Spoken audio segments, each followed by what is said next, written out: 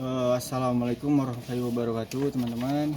Eh, yang terhormat Pak Dedi Setiawan selaku dosen dan teman-teman semua yang saya banggakan.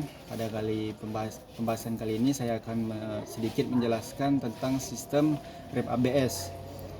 Jadi sistem ABS ini juga disebut dengan anti-lock braking system.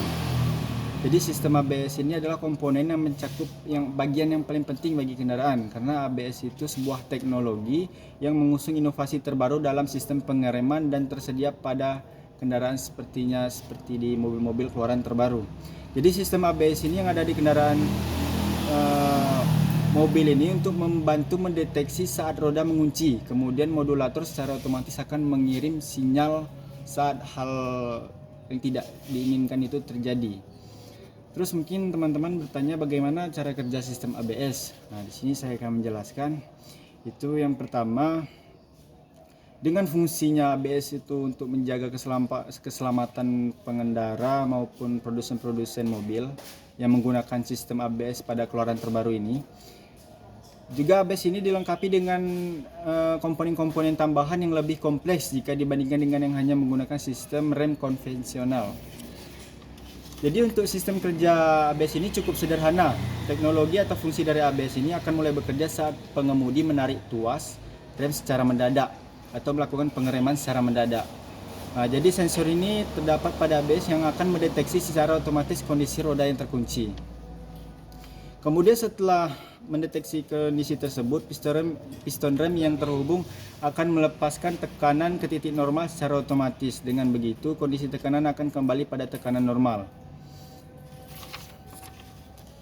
Nah, itu tadi merupakan cara kerja dari sistem ABS. Kemudian kita masuk ke komponen rem ABS. Itu komponen pada rem ABS ini cukup dikit ya, karena sudah canggih. Itu yang pertama ada sensor kecepatan, yang kedua kontrol ABS, yang ketiga katup pengereman, dan yang terakhir pompa rem. Jadi komponennya itu cuman ada 5.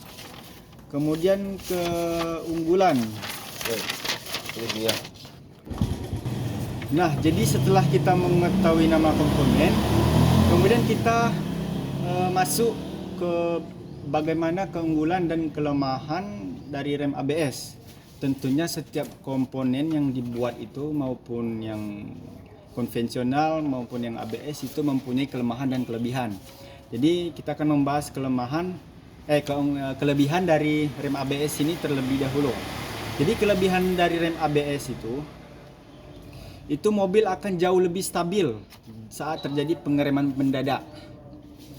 Kedua, proses pengereman akan lebih cepat jika dibandingkan dengan sistem rem konvensional.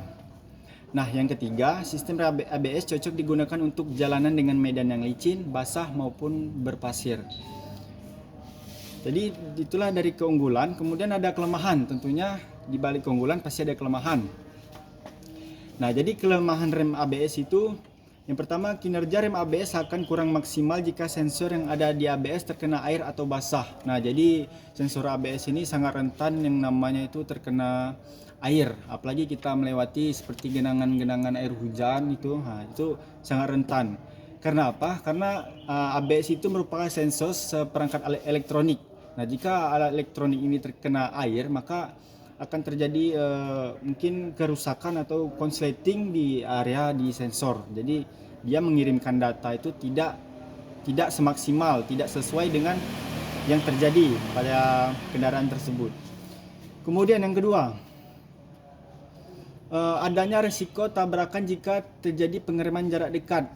Nah, dan yang ketiga, sistem ABS ini tidak cocok digunakan untuk jalanan yang tidak rata, seperti kayak jalan-jalan mungkin yang bebatuan, seperti yang dilewati mobil-mobil off-road. Nah, jadi sistem ABS itu sangat tidak dianjurkan pada mobil-mobil memang untuk mobil touring atau mobil adventure, karena kekuatan sensor ini yang sangat mudah tidak bisa terkena air ataupun jalan yang tidak rata. Kemudian tadi kan saya sudah menjelaskan tentang keunggulan dan kelemahan.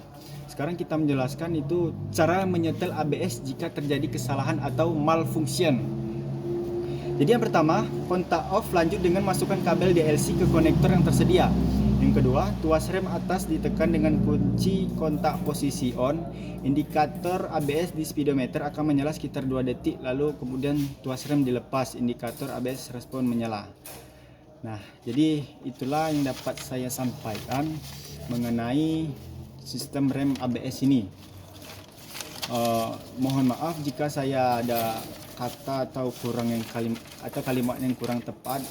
Jadi itu definisi sistem ABS menurut saya. Jika ada kesalahan, saya mohon maaf. Jadi di sini saya hanya mencoba belajar.